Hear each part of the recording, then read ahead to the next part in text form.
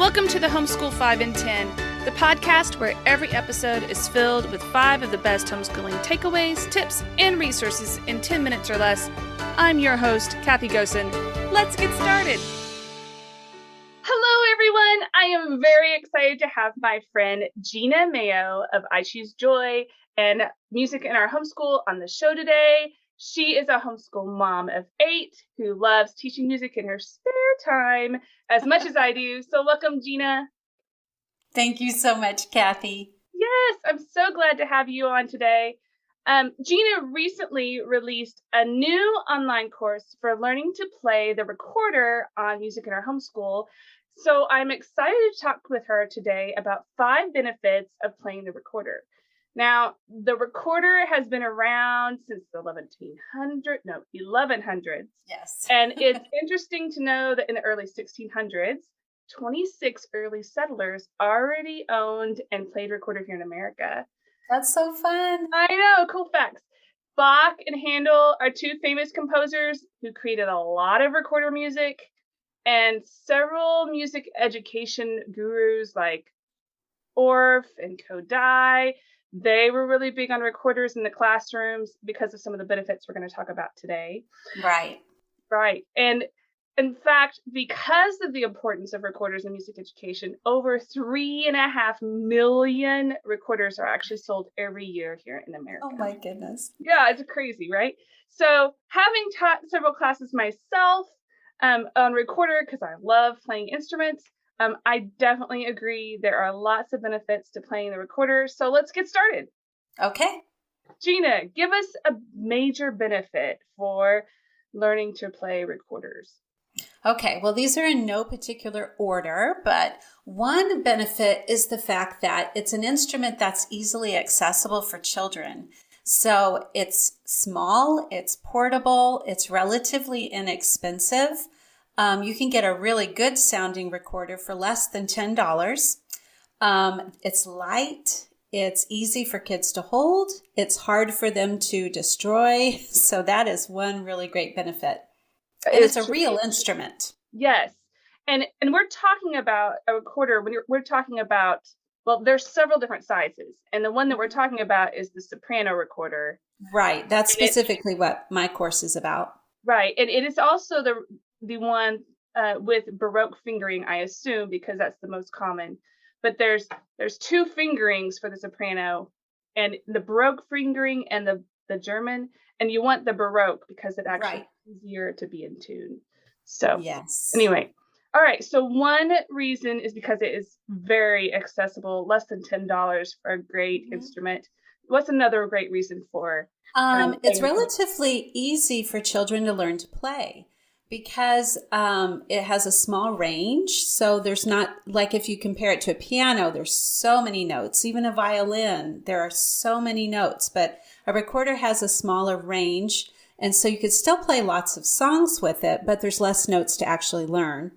And the vocal range is similar. The range of the notes on the recorder are similar to what a child sings. So they can actually be singing with the recorder in the same notes. Right. And for the unchanged voice for kids, especially in the elementary years, recorders is a great instrument because the fingering spacing's not too far. Most of the time, my favorite age group for teaching is like 3rd, 4th, 5th grade.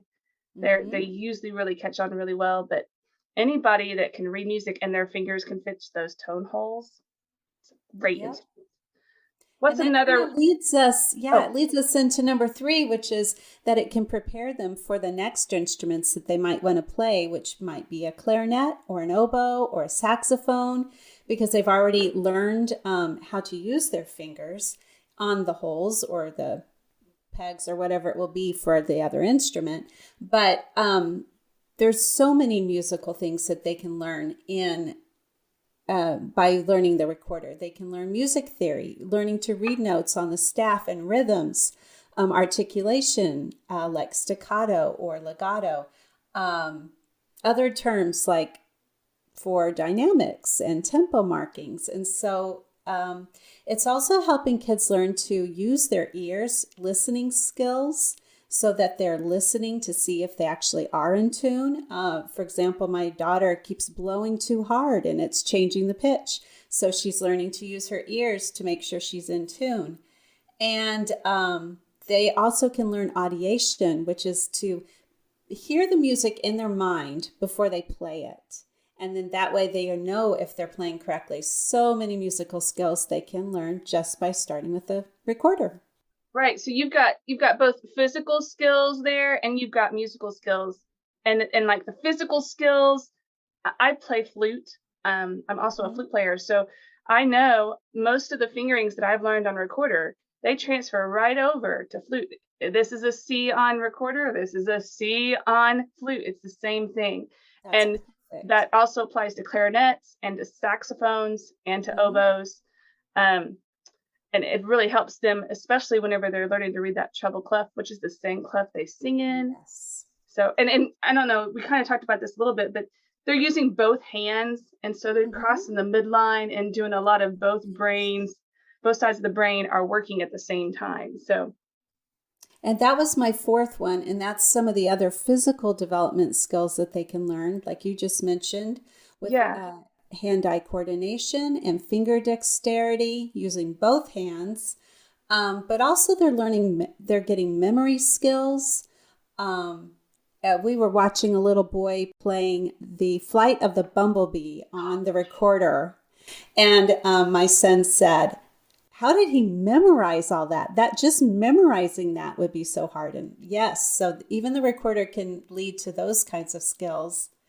Let's see if and breathing, because they're learning to have proper breath control, which will lead into maybe singing later on, or those other wind or brass instruments.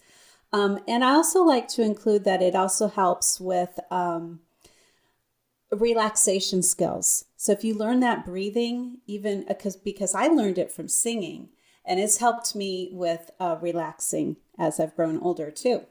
That's a very good point. And the breath skills for a recorder is a lot less breath requirements for a recorder versus like another wind instrument. So it's another reason it's a great start for elementary kids, because they just need a little bit of breath. It's more about control than how much breath they have. So yeah. And it's so good even for a young third grader to start with that.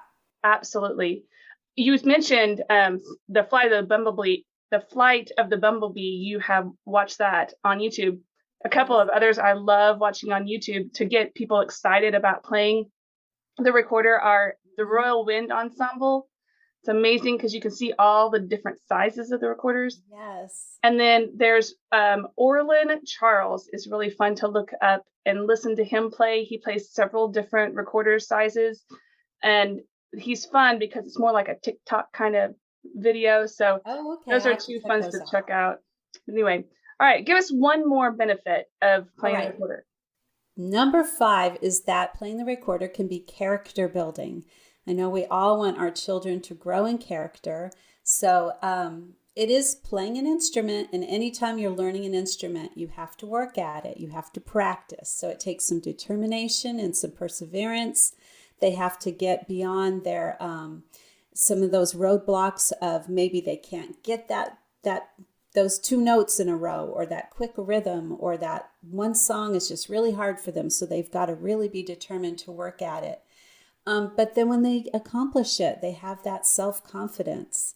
And maybe they'll even have an opportunity to perform in front of others, and that can help build poise. And then if they get to play with others, they're even working on some teamwork skills. Those are all great. It takes practice.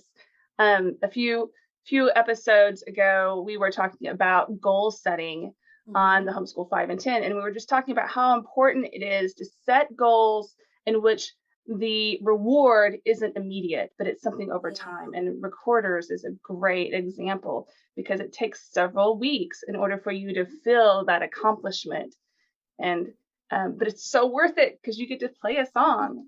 So anyway, thank you so much, Gena, for joining us today. Be sure to check the show notes for information about incorporating music in your homeschool, including a link to Gena's new course for learning to play recorders. And then tune in next week as we take a look at some different ways to schedule your homeschool year. See you then. This concludes today's episode of the Homeschool 5 and 10. If you enjoyed listening to today's podcast, please leave a review on whatever platform you are listening on and click the subscribe button so you don't miss an episode. All links mentioned in today's episode can be found in the show notes on thehomeschool5and10.com. Thanks again for listening to today's Homeschool 5 and 10, the show where I share the best and less.